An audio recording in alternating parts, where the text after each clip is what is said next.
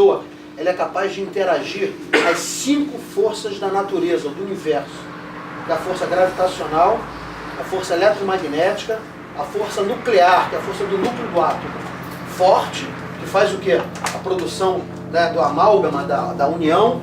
A força nuclear fraca do átomo, que é a que faz o conceito de troca constante entre elétron e prótons, né, dentro de uma estrutura nuclear. E a força de sincronicidade, que permite a cura à distância, que é aquela experiência que eu disse a vocês, que foi feita com berílio, né, o átomo de berílio, quando ele puxava para um lado, né, o elétron similar, ele simplesmente vinha na direção oposta, com a mesma intensidade, com a mesma velocidade. Então, eles começaram a perceber que existe uma união, algo une todos os átomos que nós temos no planeta.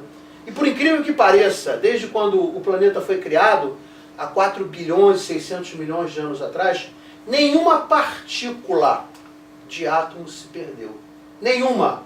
Né? Então a gente cai aquele velho ditado que na natureza nada se transforma, né? Ou nada se cria, tudo se transforma. Isso é real. Porque, né, o corpo de um ser, seja ele um batraque, uma serpente, um rato ou um ser humano, ele volta para a natureza e ele é recomposto. Né? Alguém já comeu manga de cemitério? É horrível falar, né? Mas ela é gostosa. Por que será? Por que será que ela é tão gostosa? Eles são grandes, né? As goiabas, né? Os cemitérios são frutas bonitas, né? Mas você deve ter alguma similaridade com as proteínas, né? Com as enzimas, né? Que os restos mortais deixam ali. E tem. Aí já estou imaginando aqui, puxa vida, agora eu vou pensar 2 vezes antes de comer uma manga ou uma goiaba, né? Mas é real. Então, na realidade, para que a gente possa entender isso, eu não vou seguir a sequência porque são muitos slides. Eu vou primeiro explicar para a gente o que é o átomo. E a partir daí, a gente vai entender todo esse conceito aí que é necessário para entender o mentalismo, entender a força de sincronia. Então eu vou procurar aqui, ó, a estrutura do átomo, que tem um desses slides aqui, que a gente vai achar em breve. Aqui está. Então aqui está a estrutura do átomo como ele foi conhecido. O átomo é uma palavra engraçada, né? Porque na realidade A nega tomo. Tomo é pedaço, né? É como se fosse uma coisa que é indivisível. E a gente sabe que não é verdade, né? O átomo hoje é constituído de N partículas e por aí vai. Então hoje, peguei um exemplo de uma estrutura de um átomo de berílio. Né? Então você tem o elétron, que é formado por partículas de lepton. Né? Você tem aqui o próton, que é formado por estruturas de quark, e os quarks são formados por gluons. Isso são subpartículas para formar esse átomo aqui. A estrutura do átomo não é única. Né? Todo mundo acha que a anatomia do átomo é a única coisa, não é.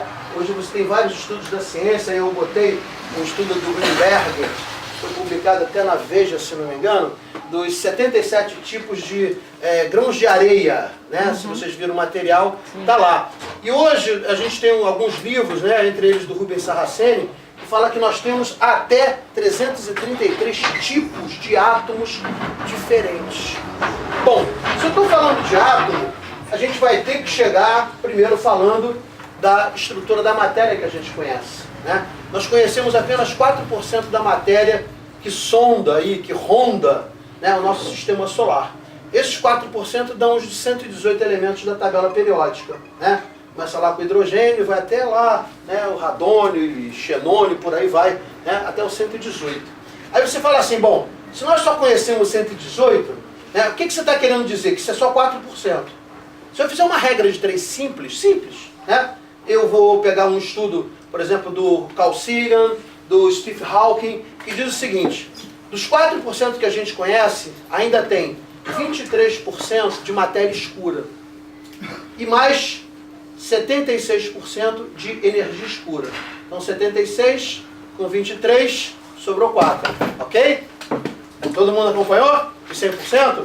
Então eu tenho 76% de matéria escura, ou 23% de matéria escura, 73% de matéria de energia escura e 4% de matéria conhecida. Se eu começar a fazer uma proporção de regra de 3, eu vou chegar a mais ou menos 2.950, precisamente, elementos. Então, existem hoje, dentro do nosso sistema solar, aproximadamente 2.950 possibilidades de entendimento do que a gente chama de átomo. Nós só conhecemos 118. Começou a entender? Por que manda a sonda para Marte e não consegue captar nada? Tem outra estrutura de matéria. Aí, poxa, Marco, mas por que isso é interessante? Porque o nosso pensamento tem a capacidade de interagir com essa matéria que não é visível, que não é conhecida. O nosso pensamento, ele tem a capacidade de capturar, de organizar, de inocular, de direcionar essa matéria que na realidade pode fazer muitas coisas que a ciência ainda não conseguiu entender. Tem um livro do Maurice Cotterell, é um livro cientistas mesmo, e eu botei a capa dele para vocês, chamado A Ciência do Futuro. Ele cria uma hipótese interessantíssima. Ele diz que o hidrogênio é o único átomo que faz coligações não por conceitos eletromagnéticos, e sim por conceitos gravitacionais. E ele escreveu esse livro há mais de 10 anos. Nos últimos meses, a coqueluche da ciência quântica é exatamente isso, que as ondas gravitacionais na realidade emitem partículas. E se isso for verdade, chegamos no momento de unificar a física. A física quântica com a física, na realidade, tradicional, a física newtoniana. Poxa, Marco, como é que é isso? Das 4 forças que eu tenho, né, a eletromagnética, a força nuclear forte e a força nuclear fraca, que são as forças que são admitidas pela física quântica, eu explico por que ela tem emissão de partícula.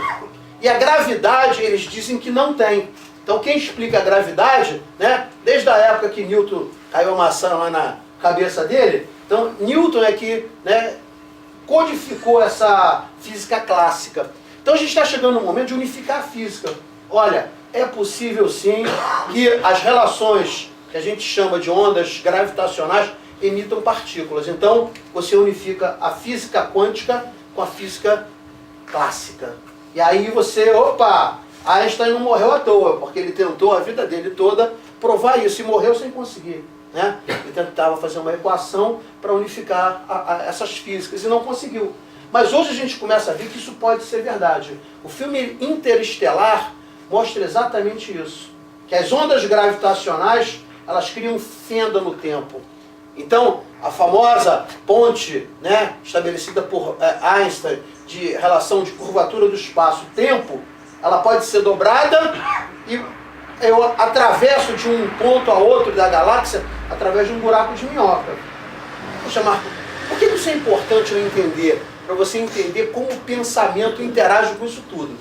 Então nós temos a capacidade de interagir com a força gravitacional, com a força eletromagnética. Nós temos capacidade de alterar a força do núcleo da célula, tanto o conceito da força nuclear forte, quanto a força nuclear fraca. E nós temos a capacidade ainda de... a quinta força do universo, que ainda não está muito admitida pela ciência, que é a força de sincronicidade, né? Que produz a cura à distância, por exemplo. Né? Então, por exemplo, eu tenho formação em cura prânica. Então, por muitas vezes a gente faz cura à distância para a pessoa apenas com registro. Né? Eu puxo o registro, boto na minha frente e trabalho a pessoa aqui. E a pessoa está lá na China e ela vai receber esse benefício. Então, a relação entre tempo e espaço não existe. A relação tempo e espaço ela é voltada para o orbe que eu habito. Né? Um dia do planeta Terra é uma rotação de 24 horas. Né? Mas um dia em Júpiter, que é muito maior, né, corresponderia a um dia lá a 12 dias aqui. A gramatura por centímetro cúbico, eu botei a tabela da NASA para vocês aí, do planeta Terra, é 5,52. Puxa, é muito denso, é o mais denso de todos. De Saturno é 0,69. O que você pode deduzir? Que espíritos mais evoluídos habitam planetas com menor densidade, que é o caso de Saturno, que é um planeta gasoso. Por quê? Porque a gente aprende no livro dos espíritos que os espíritos retiram o seu corpo perispiritual da energia, do orbe que eles vão habitar. Então, está tudo relacionado. Hoje, a física, a química, a biologia, eles são, na realidade, instrumentos para a gente começar a entender. Mas por que eu estou começando falando da estrutura do átomo? Porque 99% do átomo é vazio, é espaço. O que tem no espaço? Fluido cósmico. Esse fluido cósmico ou fluido universal, na realidade, ele é o quê? São N partículas, são N formas, né, de matéria que a gente não conhece, mas o pensamento interage com eles. Aí você começa a entender palavras antigas de Hermes Trismegisto dizendo, ó, como é em cima é embaixo, como é dentro é fora. O microcosmo do homem replica o macrocosmo do universo. Nós somos um verdadeiro universo, né? O Hellinger, que é um professor da Universidade UCLA, né, um PhD, diz, está escrito aí no material que eu passei para vocês, que nós temos energia para iluminar uma cidade inteira durante uma semana. Só nós, cada um de nós. Então a quantidade de energia que a gente tem é um absurdo. As pessoas não têm muita noção, né? Quando se faz as experiências lá no colisor de Hadrons, né? Lá no CERN, né? Entre a Suíça e a França, lá, aquele túnel subterrâneo, para tentar fazer o quê? A prova que existe um bóson de Higgs, né? Do cientista chamado Higgs. Então como é que eles querem provar? Eles querem replicar o Big Bang, né? Pegando dois hadrons, dois átomos, né? Núcleos, né? Basicamente dois prótons, vai se chocar e eles vão observar o que vai acontecer. Se eles verificarem que existe uma única partícula que dá o molde para todas as outras partículas, eles estão dizendo que existe uma partícula de Deus. Então a chamada partícula de Deus, que é o bóson de Higgs, na realidade é para provar que existe uma substância que eles não conhecem direito como é, que forma o universo como um todo. Aí você fala assim, poxa, eu podia dizer que isso é uma partícula do fluido cósmico. Kardec já falou isso lá atrás, mas antes de Kardec, muita gente lá para trás já falou, entre eles o Hermes Trismegisto. Né? Então, o que a gente interessa nesse momento é saber o seguinte, de um átomo, na estrutura de um átomo, 99% é fluido cósmico. E detalhe, o pensamento interage com isso. O que é uma doença? É a perda de elétrons. Toda vez que uma célula começa a adoecer, ela está perdendo elétrons. Né? Eu botei aí da medicina radiônica, você tem mais ou menos acima de 70 milivolts, de 70 a 90 milivolts, uma célula normal. É o padrão vibratório de uma célula normal. Abaixo de 70 milivolts, essa célula começa a adoecer. Abaixo de 26 milivolts, essa célula está morrendo. Então, o que é a perda da vida? É a perda de elétrons, é a perda de eletricidade. Então, à medida em que a nossa capacidade de reter eletricidade no corpo vai se diminuindo, vai se esvaindo, a nossa vida vai cessando. Puxa, como é que a gente entende eletricidade? Né? O que é, por exemplo, fluido nervoso? Não é eletricidade? Por que nós temos campo eletromagnético? Porque nós temos um cérebro, esse cérebro produz as chamadas sinapses, né? Dendrito, axônio, se juntou, né? Acetilcolina na pontinha, derreteu, pum, conectou. Quando conectou, passou um pulso nervoso daqui para cá. E a reação de uma sinapse, ou é tudo ou não é nada. Não tem sinapse meia boca. Então o ponto de descarregar o dendrito para o axônio, né, ou ele vai 100% ou ele não vai nada. Então quando eu conecto as sinapses, eu gero um campo elétrico. Eu estou cedendo o que é elétrons. Todo o campo elétrico, normalmente nessa direção, forma um campo magnético nessa direção. Então, quanto maior for a intensidade do campo elétrico, passando elétron para cá, ó, mais vai ser o campo magnético. Então, nós somos seres que produzimos naturalmente um campo eletromagnético. Porque temos o quê? Eletricidade no nosso corpo. Né? E esse magnetismo advém de onde? Do planeta. E a força elétrica? Do cosmos. Então, a energia cósmica que a gente recebe pelo chakra da coroa, né?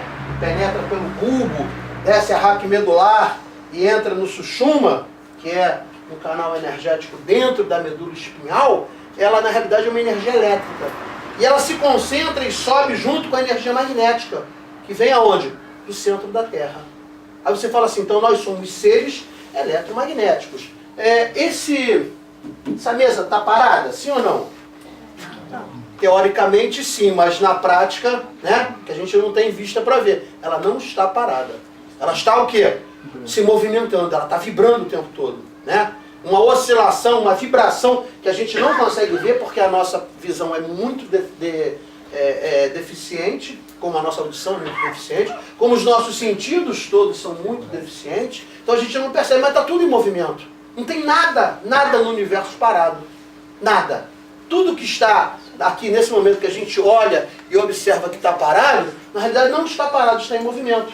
E se você lembrar, esse olho enxerga para cá. Esse olho enxerga para cá.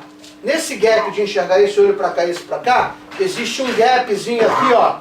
Esse olhando para cá e esse olhando para cá. Então tem um meiozinho aqui que tu não enxerga nada. O que a mente faz? Corrige. Isso é real.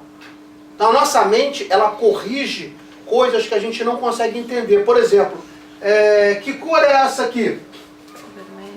Vermelho. É porque os átomos desse pano aqui vibram numa intensidade, numa velocidade que a gente não consegue entender e ver, e ela, para nós, para os nossos sentidos, a mente transforma isso em cor.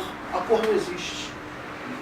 A cor é uma invenção do cérebro para poder interpretar um padrão vibracional de movimento. Na realidade, ela não existe. Então, quando a gente vê alguma coisa que a gente olha, aquilo é uma cor tal, ou a gente imagina, na realidade, a gente está trazendo para o cérebro uma interpretação que eu não tenho capacidade de entender o que é aquilo.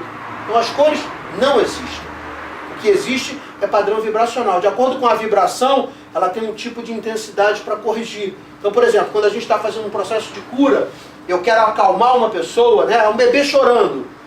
Tá chorando lá. Aí o que eu imagino, né? Eu potencializo, né, a minha energia cósmica, vindo por cima, concentro, por exemplo, no meu laríngeo, onde tem essa capacidade de produção vibracional que a gente chama de azul, né? Projeto isso e puxo para a mão. E boto no ágina dela esse azulzinho. Aí você vai pensar que é bruxaria. A criança vai assim, e dorme. Aí você fala assim, meu Deus do céu, isso é real? Pô, Bechara, eu tentei 1h30 com o meu sobrinho, não consegui. Tá faltando fé. Se você acreditar no que você está fazendo, você pode ter certeza que funciona. É igual você desconectar um espírito obsessor, que está em processo, por exemplo, de possessão. Conectou o ágina dele com intensidade numa vibração violeta elétrica, que é uma vibração bastante forte, você imediatamente desconecta o obsessor.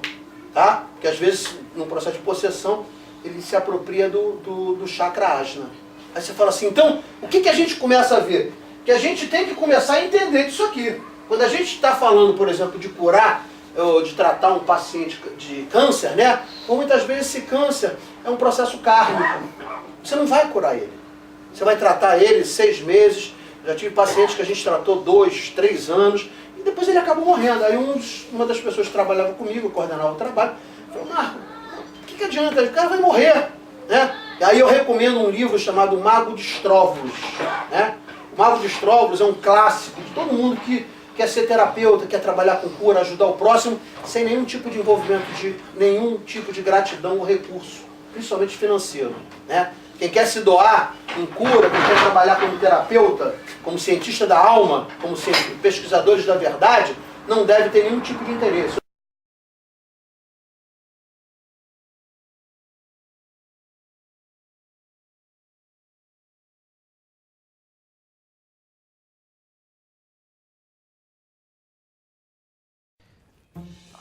Ok.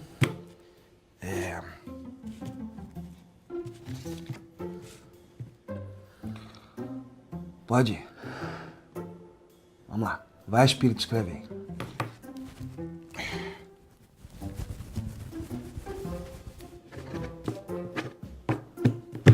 Aqui, vamos lá. Vamos escrever um romance aqui agora, hein? Vambora. Será que eu sou canhoto na hora da mediunidade? Peraí. Vou deixar mole aqui. Acho que não pode encostar em nada. Agora é. Ó. Isso sou eu que tô fazendo isso. Sou eu que tô fazendo esses garranchos aqui. Gente, como é que é? Venha, espírito, vem. Eu quero aqui o escritor, o espírito. A, B, vamos lá. Uma letra. Espírito. Oh, meu Deus do céu. Será que é a caneta? Peraí. Deve ser lápis. Deve ser um lápis. Chico Xavier era lápis, né? Ó!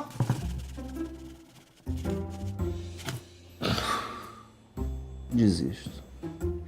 Vem. Osvaldo, Uou! Que susto, cara. que é isso? O que é isso? Pergunto eu, né? O que você tá fazendo aí que não tá aqui no meu braço aqui escrevendo aqui o livro? Tá escrevendo o quê? Ué, como que? Um romance. Um romance. Vem, pode vir pro braço aqui que eu tô pronto aqui. Vem. Cadê? Vem. Vai escrever, não? Osvaldo, você não vai psicografar. Ué, mas por que não? Eu não sou médium? Sim, mas a sua tarefa na mediunidade não passa pela psicografia. Ah, mas por que não? Ah, mas só o que eu sei é ver espírito, igual eu tô vendo você aqui. Que graça que tem isso? O que isso rende pra pessoa? Negócio bom é escrever, é fazer livro, né? O que define se o trabalho mediúnico é bom não é o tipo da mediunidade, é o médium. Se é um trabalhador disciplinado, disponível, aberto ao serviço do bem, isso é o que conta. É, mas quem fica famoso, quem vende livro é o médium que escreve romance, né? Como é que é? É isso, eu tô apertado. Esse negócio dessa crise aí me derrubou geral, meu filho. Eu tô precisando de um extra, entendeu? Então vamos parar de papo e trata de escrever aqui um best-seller, uma coisa boa, que eu tô sentindo que você tá inspirado hoje. Vamos lá. Não, melhor. Paulo Coelho já morreu? Caraca, se eu psicografasse uma parada do Paulo Coelho. Ah, então é isso. Dinheiro. Não é só dinheiro. Não é só dinheiro, não. Eu quero também fama, prestígio, dar autógrafo, tirar selfie. Um fã do livro que você vai escrever aqui agora, aqui, ó. Já que você quer tanto escrever um livro, por que você mesmo não escreve? Para que utilizar da mediunidade? Ah, não escrever, eu não sei escrever. Eu não tenho dom de escrever, não é minha parada. Eu sempre fui mal em redação. Entendeu? Não, eu quero mesmo é ceder meu braço aqui, você escreve e eu gerencio a venda, porque eu sou bom de matemática. Você acha que não dá trabalho ser um médium psicógrafo? Que ele é apenas uma caneta ambulante? Uma caneta rica, se for esperto. É, Osvaldo, tô vendo que realmente você não sabe o que representa o trabalho de um médium. Posso não saber o que representa, mas eu sei quanto custa. Ok, então. Vai escrever? Eu não. Aliás, nem eu nem ninguém.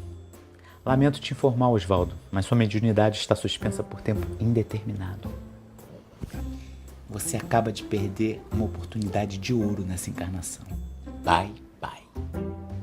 Ei, ô, espírito, bye na volta aqui, não vai me deixar agora. Ei, menino! Oh, meu Deus, se você não quer escrever um livro, a gente faz outra coisa. Você sabe pintar quadro? Hã? Sabe dançar? Ó, médium dançarina eu não vi ainda. A gente pode ganhar uma nota no Faustão. Hein? Se vira nos 30? Partiu? Ô!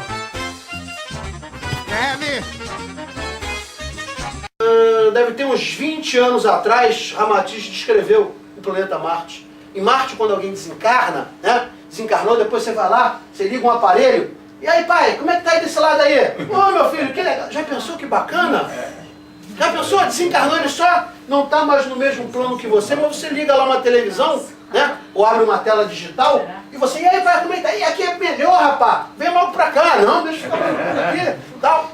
Por quê? Porque não tem o conceito da dor. Ele já compreende que o desencarne, e Marte está mais ou menos de 400 a 600 anos à frente da Terra, né?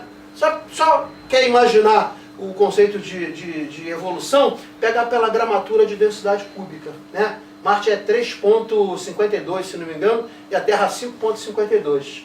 Então, Marte é mais evoluída, Saturno é mais evoluído, Júpiter é mais evoluído, todo mundo é mais evoluído. O planetinha Terra, que é o nosso, como diria Carl Sagan, nosso pálido ponto azul no universo, né? Ele é brilhante, mas é porque ele comporta nós que ainda somos um pouquinho atrasados, perto desses outros irmãos siderais, né? Marco, tu tem informação como é que tá os estudos da transcomunicação instrumental que estão desenvolvendo para a gente tentar... Eu tenho material beça sobre isso, né? Essa possibilidade de você utilizar meios eletrônicos, e o computador é um dos melhores, para se comunicar com irmãozinhos que já partiram para o lado de lá. É muito mais fácil eles interagirem no meio eletromagnético, seja através de rádio, emissão de ondas de rádio, ou de televisão, ou de um computador, do que eles usarem um médium, sabia? É muito mais fácil para o espírito, né, poder fazer a comunicação através de um aparelho que não vai estar com impedâncias, a lei de Ohm não funciona porque o aparelho não pensou mágoa, não deixou de perdoar ninguém. Então é mais fácil o espírito se comunicar através de um computador do que às vezes do médium. Já está desenvolvido esse? Hã? Já está desenvolvido esse? Não, essas experiências começaram na Rússia, né? E assim, o leste europeu deu bastante continuidade a isso. Chico Xavier, no programa Pinga Fogo, eu tenho essa reportagem aí, fala que nós íamos chegar ao ponto de começar a utilizar mais os aparelhos para processos de comunicação. Eu cheguei a fazer uma experiência de 1 ano com isso, através de computador. E tive algumas respostas, algumas possibilidades. Mas assim, o que impede a comunicação, né, entre 2 planos dimensionais diferentes? É a nossa dificuldade. Por que às vezes um espírito de muita luz tenta trabalhar através de nós e tem que se afinizar, tem que se aproximar durante às vezes 2 semanas, né? E não consegue, porque chega na hora, a pessoa é invigilante, ela comeu muitos alimentos pesados e na realidade o fluxo sanguíneo, em vez de vir para o cérebro, vem para o estômago, né? Ela teve atividades desequilibrantes, então o espírito não consegue se aproximar. E quando quem está acostumado, eu incorporo, né? Quando eu estou trabalhando, normalmente trabalhos quando eu faço sozinho, quase sempre eu trabalho incorporado.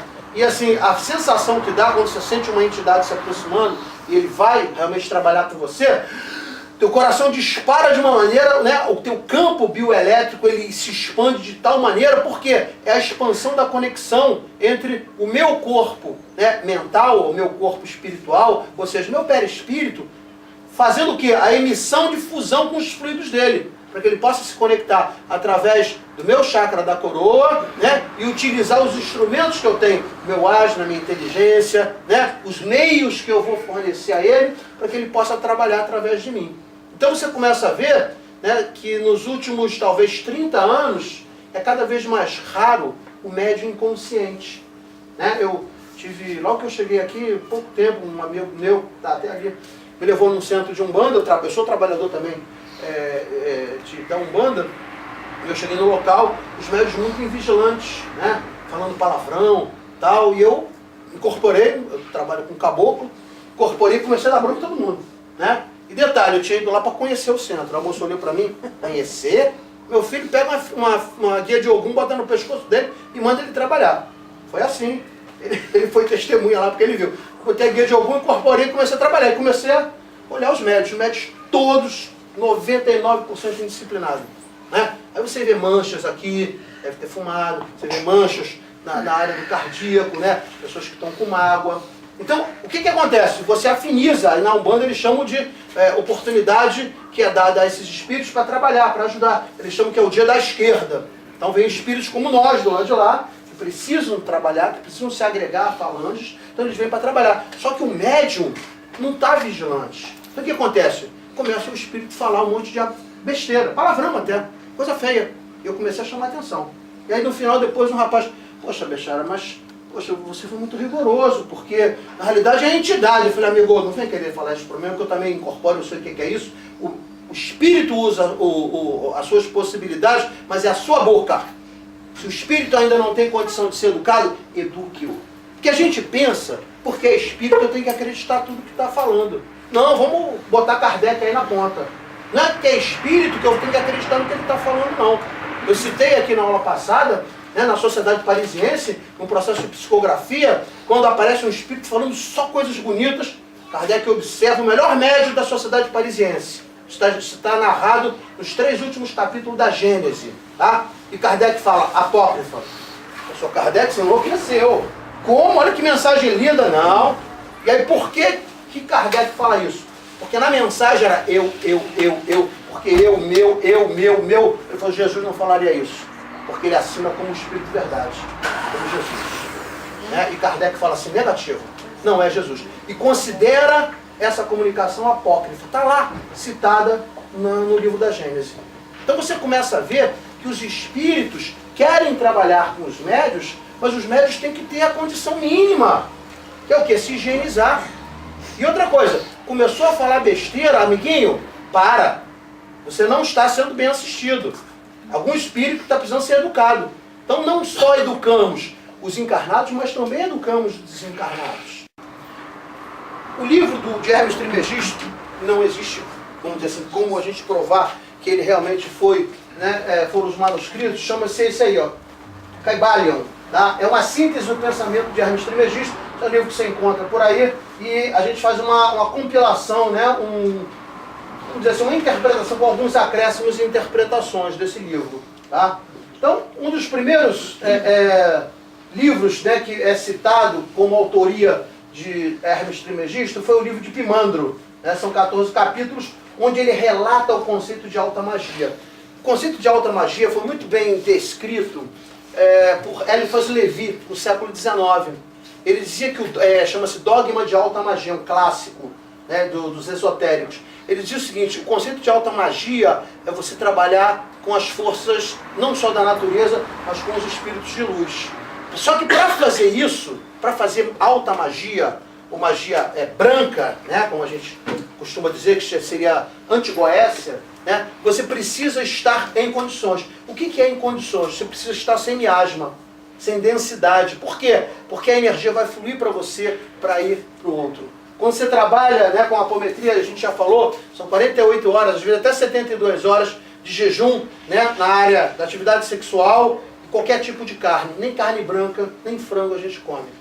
Tá? Por quê? Porque a gente vai lidar com processos de magia negra, onde tem condensadores, onde tem acumuladores, onde tem chips que são implantados, né, aqui no início da vértebra do Atlas, que é a primeira vértebra que segura o cérebro, que segura o crânio. Né? Você vai lidar com condensadores que são plasmados através de células mortas, né, na base aqui da coluna, né? Aí você fala assim, puxa vida, então se o médium não tiver um devido preparo, né, ele acaba se expondo. Por quê? Porque você está trazendo à tua frente magos negros, você está trazendo à tua frente obsessores de porte, caras inteligentes, e eles sabem como atacar a gente. Então se você tiver alguma fragilidade, você pode ter certeza que ele vai pegar. Você pode ter certeza que ele vai, na realidade, às vezes até te perseguir. Por isso que às vezes é muito perigoso você trabalhar com apometria, com antigoécia, sem estar numa casa preparada. Porque eles, na hora que você conecta, se abre os campos mentais, né? Se abre as frequências, né? Normalmente a gente abre mentalmente, é o mentalismo, é a minha mente que produz a abertura dos corpos. E a mão é só para conectar do elétron, vamos dizer assim, da camada do elétron K a Q, 7 vezes. Por quê? O material mostra para vocês. São 7 camadas da eletrosfera. Então ele vai lá, abrindo frequência, 2, 3, 4, 5, 6, 7. Abriu frequência, começa a limpar. Limpa, limpa, limpa, limpa, limpa, limpa. Depois que você terminou o trabalho, tem que fechar a frequência. Por quê? Se você deixar aberta, muitas coisas que não, na realidade, têm permissão para estarem vindo à tona, podem vir. E a pessoa não tem estrutura psíquica para segurar. Então o trabalho, por exemplo, da apometria, é um trabalho muito sério, que requer um nível de conhecimento bastante, vamos dizer assim, bom, para você não fazer besteira.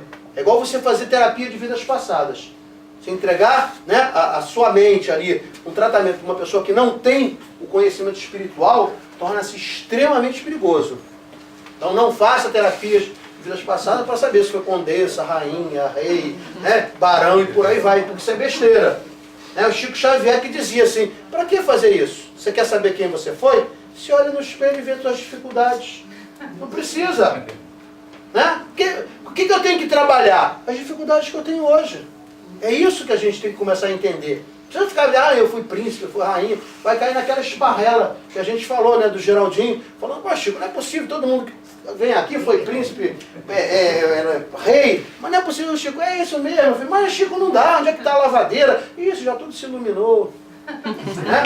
Então, essas relações são reais. Né? Então, o Hermes Trismegisto, ele trazia o conceito de alta magia, mas ele deixava claro que para fazer alta magia, você tem que estar em condições de higienização e limpeza depurativa. Você não pode ser uma pessoa, né, que traz consigo mágoas, rancores, não perdão, ou possibilidades, vamos dizer, dificultosas de ter se alimentado de um animal, né, um ser vivo, né, porque aquilo tem um processo digestivo muito prolongado e dificultoso para o nosso organismo, não mandando sangue para onde tem que ir. Porque o sangue é a representação do fluido vital. Quem vai trabalhar mediunicamente precisa de muito fluido vital, principalmente na região craniana, né? Chakra coronário, né? Lalana, Ajna. Então, esses chakras, eles são muito utilizados pela espiritualidade para poder fazer os trabalhos. Quando a gente vai assim, sempre, né, que a gente vê os trabalhos de uma casa, geralmente a gente vê que o médium é atacado, pode ser então esse despreparo, até por não saber, até essa ignorância, né, por não saber o que não se alimenta antes dos trabalhos, e aí isso então fica mais fácil, fica mais a fragilidade do médium. Então, Ele não só se expõe, como ele expõe todos os outros médios. Porque, por exemplo, quando a gente trabalha na Casa da Luz aqui, né, antes os médios todos se preparam, né, existe um rigor ali de consciência de cada médium, mas antes a gente trabalha por protocolo lá. Então você cria um cinturão eletrônico, você chama os guardiões, você imagina 90 médios imaginando, imagine um círculo de fogo em volta da casa, do quarteirão, não sei o quê. Então tem todo um contexto de trabalho. Imagine um triângulo, né, na cor violeta e embaixo um triângulo dourado que vai segurar essas estruturas e higienizar, né, o campo magnético de baixo para cima. Então tem todo um preparo. Então você cria uma corrente. Uma pessoa orando é uma coisa, 90 pessoas orando sobre uma autorização de protocolo. O que é uma autorização de protocolo? O cara começa a ler a coisa ali, todo mundo vibrando no pensamento igual. Isso tem um poder absurdo. É um absurdo o poder que você faz de um coletivo fazendo uma prece em conjunto. É um absurdo. Se vocês pudessem ver assim, quem tem essa possibilidade de evidência, você vê um círculo de luz, assim, faz como se fosse um cone, rodando. E normalmente nesses cones é por onde se conectam as entidades.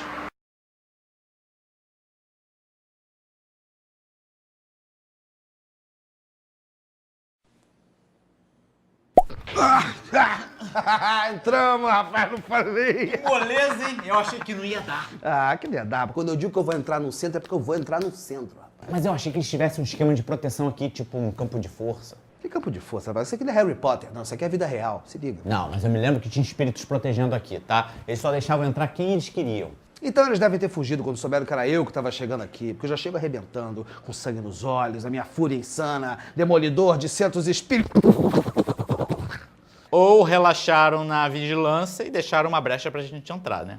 Eu não preciso de brecha. Eu não preciso de brecha de ninguém. Se eu tiver que ter uma brecha, eu faço a minha própria brecha. E agora chega de papo furado e vamos começar o trabalho. A gente tem que botar isso tudo aqui abaixo. Como assim botar tudo abaixo? Acabar com esse monte de coisa espírita, essas palhaçadas. Você vai estar até a turma da Mônica virou espírita agora. Olha aqui, mural de aviso, isso é coisa espírita. Olha aqui o bazar. Esse monte de roupa é pra doação, isso aqui não é, isso é bazar. O povo, pra gostar de bazar, é espírita. O 6º livro de Kardec tinha que ser isso, bazar, segundo o espiritismo.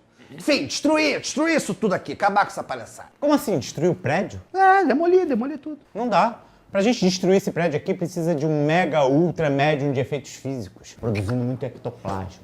Mesmo assim, se a gente destruísse o prédio, não ia adiantar de nada. Porque o centro é feito de pessoas. O centro é feito das pessoas. Você tá vendo muito Ana Maria Braga, né não? Isso é bobagem. A ordem do umbral foi clara, destruir o centro espírita. A gente tá aqui pra isso, vambora. Você não entendeu, a gente tem que atacar as pessoas que compõem esse centro. Mas eu queria demolir isso, hein? Ah, depois você demole. Eu queria demolir só um pouquinho. Olha só, vamos às estratégias. O que a gente vai fazer? Ah, a gente pode fazer o que sempre funcionou, a gente pode atuar em cima deles, em cima do presidente do centro, em cima da diretora não sei do quê, em cima dos médios, em cima dos palestrantes, das estrelas, e botar um querendo ser melhor que o outro, sabe? A última bolacha do pacote de Kardec. Vaidade? Já tem. Nem vão precisar da gente. Vaidade tem uns montes, aí o centro continua funcionando. Preguiça! A gente podia plantando umas coisas assim pros trabalhadores da casa. Não vai pro centro hoje não, fica em casa, vai ver uma sériezinha na TV, vai frequentar o centro hoje, vai participar desse grupo, você já tá fazendo tanta coisa ali, vai não, mas preguicinha. Preguiça? Preguiça já tem. E o centro está funcionando. Egoísmo, então. Já tem. Discórdia. Muitas. Fofoca. É o que não falta. Pô, mas como é que esse centro ainda tá funcionando? Pela misericórdia divina. Ah! E com a ajuda de vocês, é claro. Sai de mim, rapaz, sai de mim que eu te pego com uma voadora aqui agora mesmo, hein? Vem não, hein? Então dá logo essa voadora nele, ele é um dos protetores da casa, ele vai prender a gente aqui. Se eu não tivesse com a coluna ruim, te quebrava agora mesmo aqui, rapaz. Que coluna? Que coluna? Você não tem mais coluna, não? Ah, não tenho coluna não, hein? Não vamos prender ninguém, vocês são bem-vindos. Fiquem tranquilos. Bem-vindo. Você tem noção que a gente veio aqui pra destruir essa porcaria toda? É. Sim, mas acabaram percebendo que das confusões que vocês queriam espalhar por aqui, esse centro já tá cheio, né? Ué, porque já chegou alguém antes da gente aqui, é? Meus amigos, esse centro espírita é feito por pessoas normais, cada um com suas próprias dificuldades. Mas alguns estão querendo aprender, tentando domar suas más inclinações.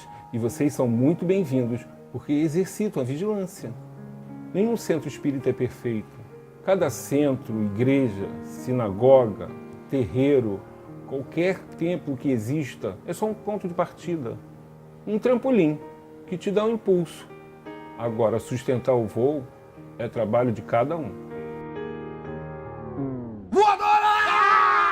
De Alan Wolff, ele diz que nós somos um campo de energia funcionando num campo de energia aberta. Então eu troco energia o tempo todo com o meio ambiente. Vai num cemitério, vai num necrotério, vai num local onde tem muito sofrimento. O que você faz? A tua avó fala assim, meu filho, vai lavar a roupa, bota a roupa para lavar. Aí você fala assim, vovó, que ignorância sua, sou espírita, não entendo esse negócio, não precisa. Você está errado, a sua vovó está certa. Porque você acaba interagindo com aquela energia, você capta aquelas energias de sofrimento, né? Você vai no cemitério, tem um monte de espíritos andando lá, vagando, às vezes, que não se consolaram com a morte, né? E eles estão emanando o quê? Sofrimento. E você é um campo aberto, né? Médio, então, né? Desavisado, é uma beleza. Ele chega lá e recebe aquela energia toda, aí depois, estou com dor de cabeça, não sei porquê, deu um desarranjo na minha barriga. Vai alterar você todo. Então, o princípio da correspondência mostra exatamente a necessidade que o mestre falou, orai e vigiai. Então, eu tenho que entender que aonde eu vou, o ambiente que eu frequento, vai me trazer o quê? Necessidades de higienização, né? É que muita gente chama de parasitose. Às vezes você vai num ambiente, estou bem protegido. Você chega lá, aí o obsessor fala assim, rapaz, olha que energia boa, vamos colar nele, né? Aí tentar te atacar não consegue, né? Porque você está orando, está vigiando, está vindo para o centro, tomando passe, bebendo água fluidificada, fazendo o evangelho no lar, mas ele gostou de você. Poxa, essa energia é tão boa, eu vou ficar com esse cara. Mas ele não te ataca, mas ele gruda em você. Isso é chamada parasitose. Aí ele vai com você para sua casa. Aí na sua casa tem um bebezinho lindo, ou do vizinho de 2 anos de idade, onde os chakras não tem tela fluídica formada. O que ele faz? Encontrei aqui meu prato do dia. Ele começa a sugar aquela criancinha. Aí em pouco tempo a criança começa a chorar, aí dá dor de barriga nela, aí dá sono. Aí, mas por que, meu Deus? O que está acontecendo com esse menino? Só vive com dor de barriga, só vive com problema disso, daquilo. Você está levando as coisas ruins para casa, gente. Não está te atacando porque você está sendo vigilante, mas você está sendo portador daquele parasita que estão, na realidade, buscando energia. Então, cuidado onde você anda. Onde você for, dependendo do local, se higieniza, vai para casa, toma um banho. Melhor coisa para se higienizar, entra debaixo de um chuveiro, fecha os olhos, faz um Pai Nosso de amor, né? Pai Nosso, retira de mim toda e qualquer energia mal qualificada, Pai. Que essas energias, só de falar, ó, dá para ver aí? Só de falar, meu Pai, me protege. Aqui, ó. Aí você fala assim, que isso, meu chato? Tu treinou para fazer isso? Tenta fazer isso agora aí, vai. Fica arrepiado, vai. Você não consegue. Isso aqui não é treinamento mental. Isso aqui é um padrão vibratório que você traz para você através de uma prece. O dia que o homem entender a necessidade, o poder da prece, 90% dos problemas do planeta vão acabar. Só que a gente não faz a prece com amor. A gente não faz a prece com fé. Né? Prece é pedir. Orar é falar. Rezar é repetir. Às vezes, quando você tem uma mazela, né? Você pega, por exemplo, a oração de São Jorge, que é linda, né? Pai, facas e lanças se quebrem antes do meu corpo tocar, né? Correntes e amarras não prendam o meu corpo. Então, quando você repete, você está rezando. É igual um mantra, né? Burvu Vasaha, Tatsavitur Varenyan, Barbo Divasi Mahi, Edioyono Prachodayan. Quando eu repito, aquela consonância plasma em mim uma energia de purificação. Mas eu estou repetindo. Normalmente a gente repete o que a gente quer controlar. Pai, me dá controle emocional, Pai, né? Você está ao mesmo tempo pedindo e repetindo aquilo várias vezes, né? É o que a gente chama de reza por protocolo. Então você repete, para quê? Para que internalize na tua mente. Para que esse princípio da correspondência aconteça pelo mentalismo, porque eles estão associados. Aí tu fala assim, pô, Bechara, está me dizendo então que o maior socorro é a prece, é a oração, é a reza. E não nunca, né? Às vezes no espiritismo a gente estuda assim, olha que besteira, tá ali fazendo terço, aí você vê a senhorinha lá, com o tercinho dela, repetindo, aquilo tem um efeito monstruoso. Não zombe de uma coisa que vocês não conhecem. Porque ela fazendo com fé, aquilo ali, ela canaliza energia mental. Ai, que vai com meu sobrinho, que não tem juízo nenhum, pai. Ajuda ele. E vai, a energia chega lá nele. Então a gente, às vezes, a gente estuda um pouquinho, acha que sabe muito, né? Mas a gente esquece que as tradições, né, que os nossos bisavós, nossos avós trazem, eles têm um cunho de verdade. A gente nunca pode zombar ou achar que a nossa religião é melhor, porque na realidade, a cada qual de acordo com a sua capacidade de compreensão. Tá certo? Então esse princípio da correspondência mostra isso, que nós interagimos o tempo todo, a estrutura do nosso corpo, a estrutura atômica, ela interage com o universo. Você pode atrair para você doença, ou você pode atrair para você saúde. Normalmente, o princípio é, doe para o universo o que você quer receber. Sabe que depois que eu comecei a trabalhar com curas, já tem muitos anos, eu nem gripe pego. A doença não chega. Não consegue. Por quê? Porque eu estou me doando o tempo todo. Quando você doa, você recebe. É igual passista. Puxa, eu dei muito passe, agora eu quero tomar. Não precisa, filho. Quando você está doando, você está recebendo, você é o primeiro a receber. Então, o que você dá para o universo, você recebe em troca. Esse é o princípio da correspondência espírita, para você entender mais rápido. Por exemplo, quando você vai num centro de Umbanda, quando o médium acaba de incorporar, a primeira coisa que ele faz, ele começa a limpar o médium. Aí fala, o cara está se alisando, está limpando o médium. Aí ele vai despolarizando. Quando você trabalha em apometria, né? Você bota a mão aqui na... Aí tem alguns comandos, você começa... Por que eu estou fazendo isso? Polaridade direita, polaridade esquerda. Então quando eu faço assim, ó, transmutando novas ideias, tal, eu estou o quê?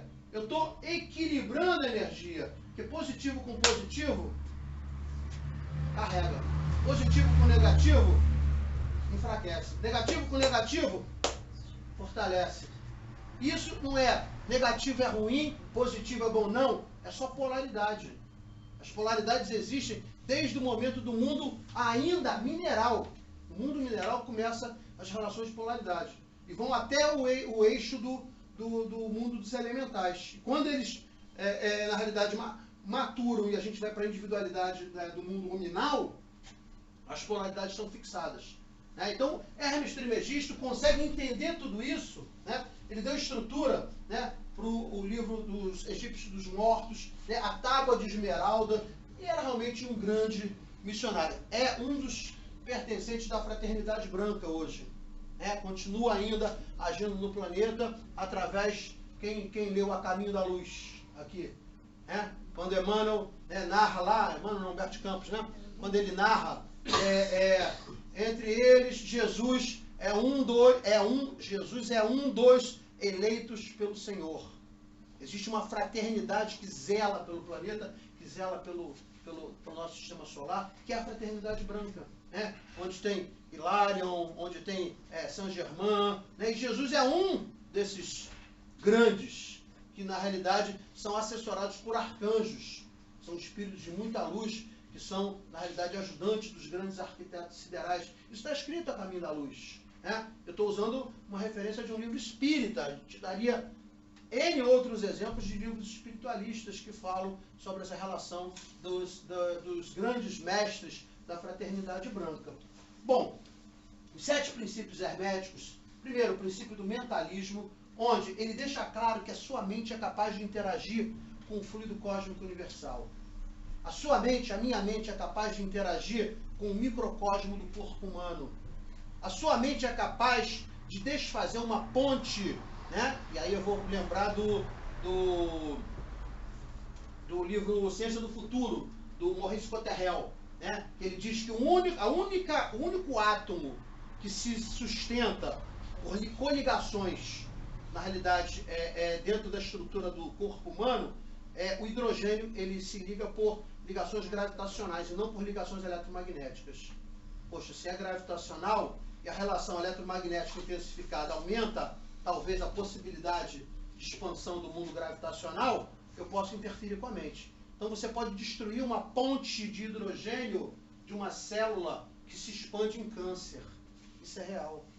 Existem vários, eu citei uns 3 livros desse material, de doutorados em medicina energética nos Estados Unidos, na Inglaterra, né? Hoje tem vários países, né, onde eles começam a fazer experiências de verdadeiras conexões, né, de grupos, pensando, todos conhecem a anatomia humana, e eles focam, olha só, nesse momento a gente vai focar no fígado do paciente, aí quando o cara não conhece a anatomia fica difícil, né? O baço está do lado de cá, o fígado está do lado de cá. Né? O cara tem que saber, ó, senão tu, né, não conhece, fala assim, não, vamos focar no fígado, aí o cara, ó, não, aí o baço, filho, do outro lado, tá. Vamos focar no pâncreas, o pâncreas é aqui, ó. Né? Então, você tem que conhecer um pouquinho da anatomia e da fisiologia para poder canalizar seu pensamento. Aí você fala assim, olha só, agora a gente vai no fígado, nós vamos na bolsinha X, tal, do lado, tal. Aí todo mundo sabe onde é o ponto. Agora, por amor, cada um de nós vai inocular uma vibração violeta elétrica, né, que é um nível, né, bastante alto vibracional. E nós vamos, nesse momento, desmanchar os elos que fazem as pontes das células cancerígenas. Você vai fazer o quê? Você vai destruir a ponte de hidrogênio. Né? Como ele é por gravidade, o mentalismo, ou seja, a minha capacidade mental interfere. Puxa, mas eu tenho que ter fé. Nós vivemos uma época que a gente não pode mais ser Tomé. Como é que era o Tomé? Eu tenho que ver para quê? Não é assim? Se eu não vejo, eu não creio. Só que a verdadeira mediunidade inverte. Para que eu veja, eu tenho que crer. Se eu quiser ver, eu tenho que crer. Eu tenho que ter fé. Fé é uma palavra, a gente já explicou, que é bastante interessante, né? Ela é uma palavra substantiva, né, no português.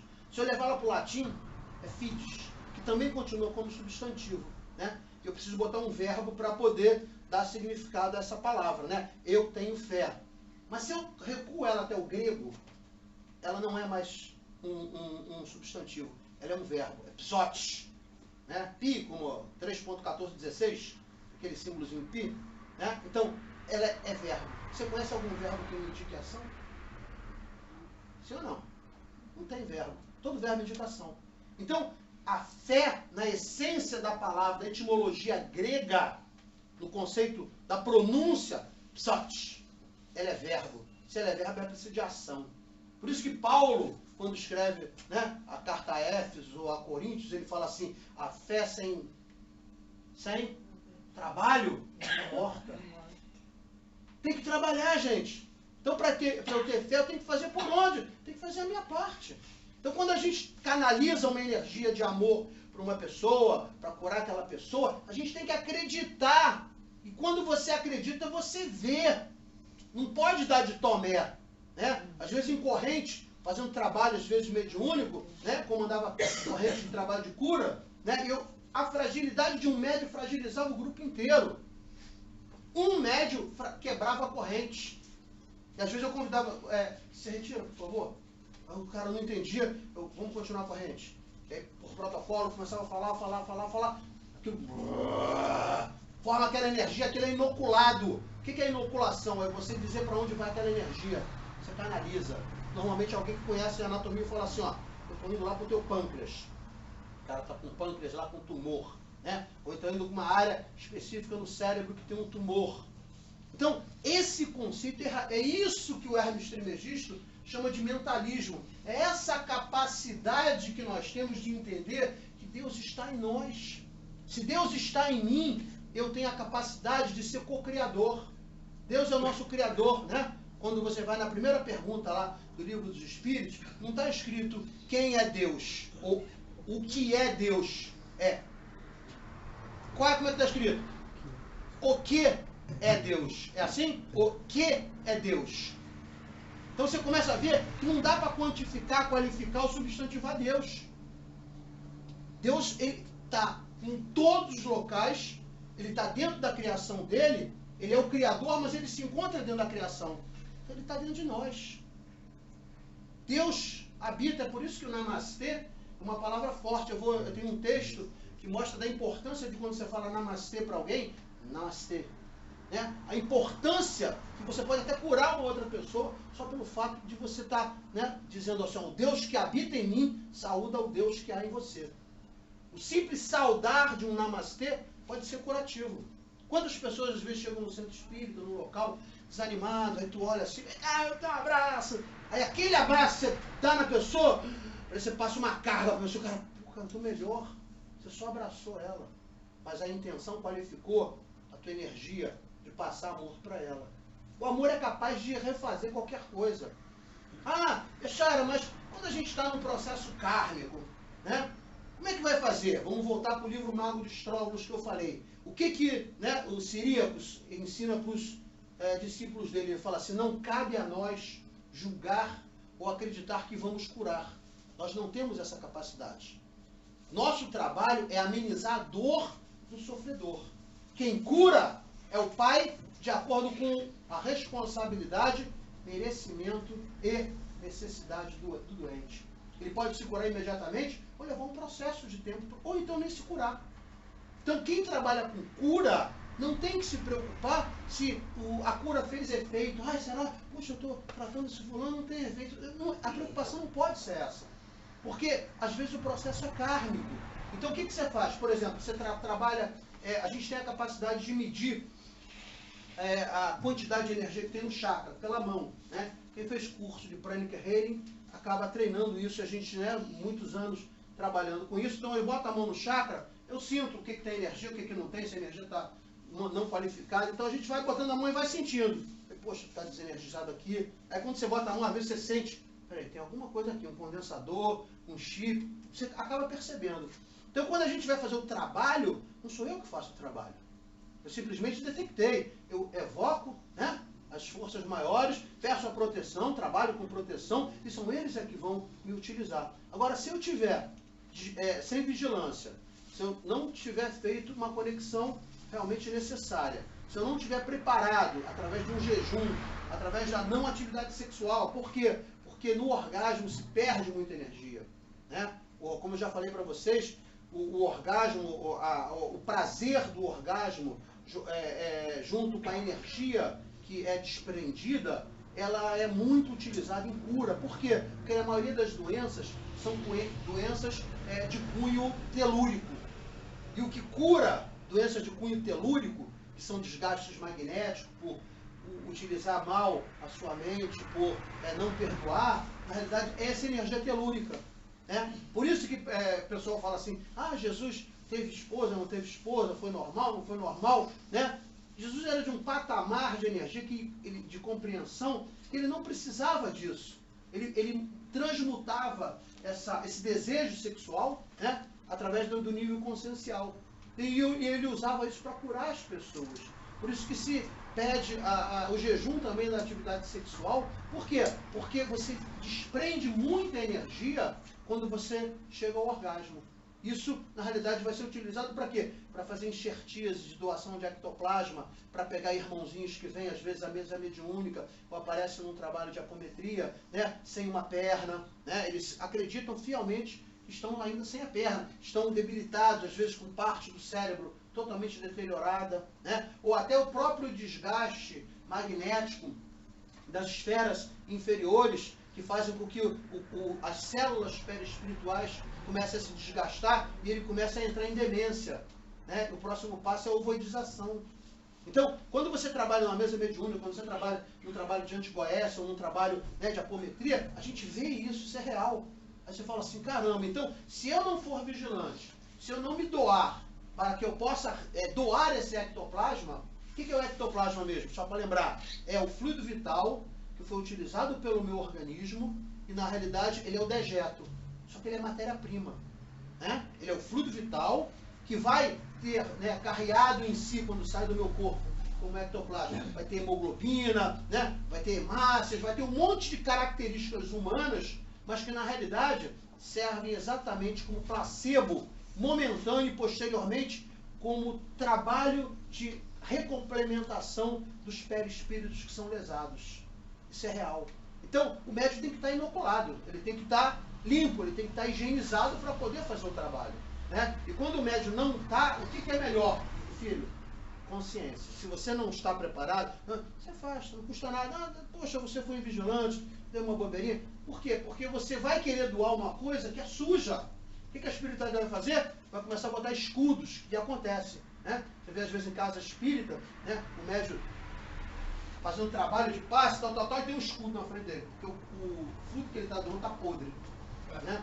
Aí a espiritualidade bota lá um escudo, né? Espera aquela monte de coisa, porcaria que ele está jogando no outro lá. Né? Aí o que acontece?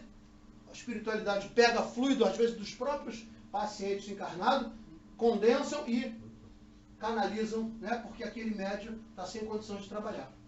Então, por isso que o médium tem que ter consciência para o trabalho. Porque ninguém vai impedir. Né? Quem é aqui? A pessoa chegou uma coordenadora e fala assim, estou reparando que a sua energia não está boa. Me parece que você comeu carne e foi carne de frango. Então você vai sentar ali. Né? É difícil encontrar uma pessoa que vai fazer isso. Eu já conheci.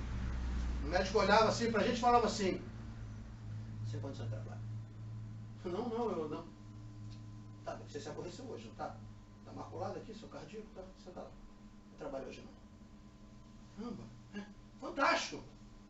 Aí você fala assim, caramba, foi um dos fundadores da casa do Leon Denis. Né? Aí você fala assim, ele era de uma capacidade mediúnica, que, né, altivo o nome dele. Eu nunca vi nada parecido.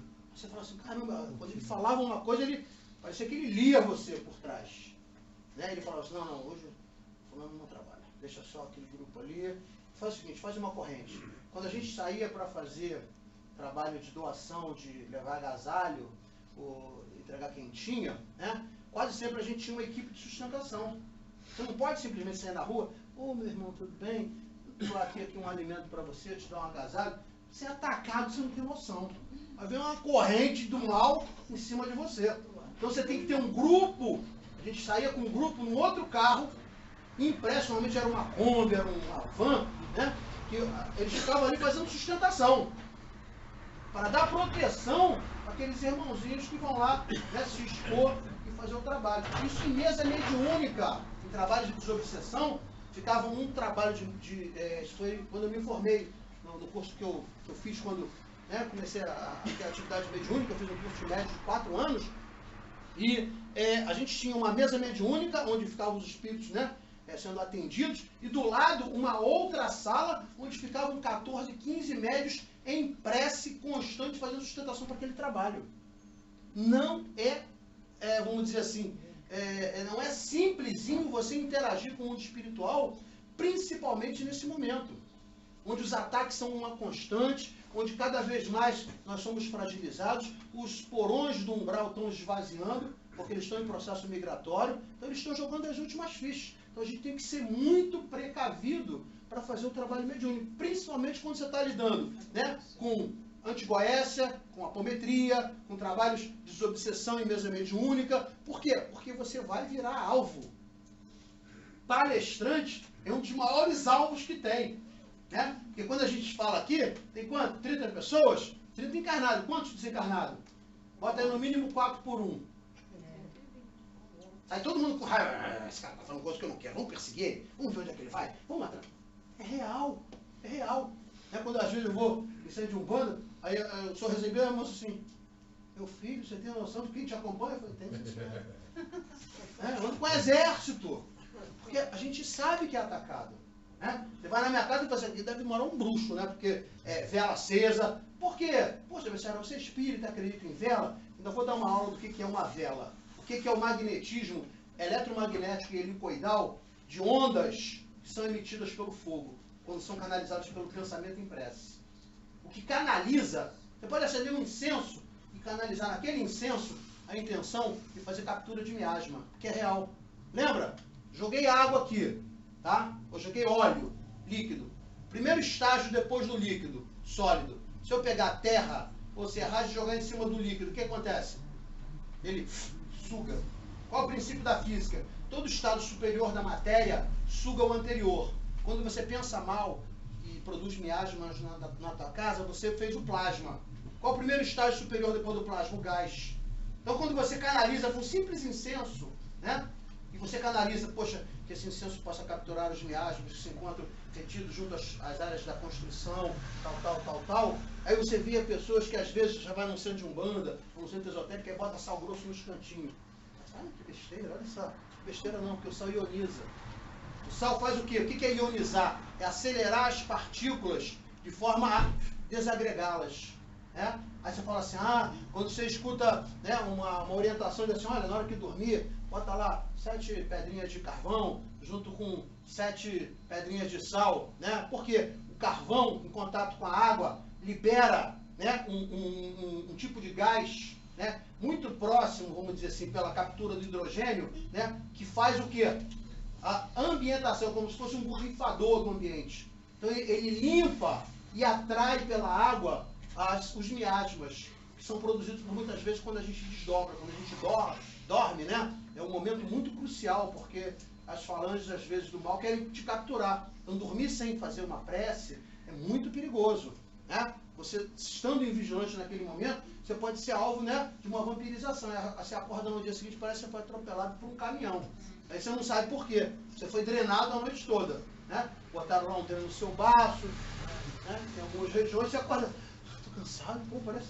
Caramba, dormi tanto assim. Aí quanto mais você dorme, mais você quer dormir, né? Porque mais eles querem você fora da atividade para roubar mais energia de você. O mito do vampiro não vem do nada. Então, quando o Hermes Trismegisto começa a falar de mentalismo, ele diz que o homem, tudo que o homem, na realidade, pode ser de co-criador, ele pode alterar as energias que se encontram à disposição criadas pelo Pai. Ou seja, nós somos transmutadores da energia cósmica. Mas para isso eu preciso ter fé. Para ter fé, eu tenho que entender que é uma crença na possibilidade. Se eu tenho uma crença na possibilidade, e aí vou recuar lá no grego, e eu vou agir, porque em grego a palavra fé não é substantivo, é verbo, eu estou agindo como? Eu fiz o jejum, eu estou vigilante. Quando você canaliza alguma coisa em amor, aquilo acontece, aquilo funciona, pode acreditar. E Hermes Trismegisto já sabia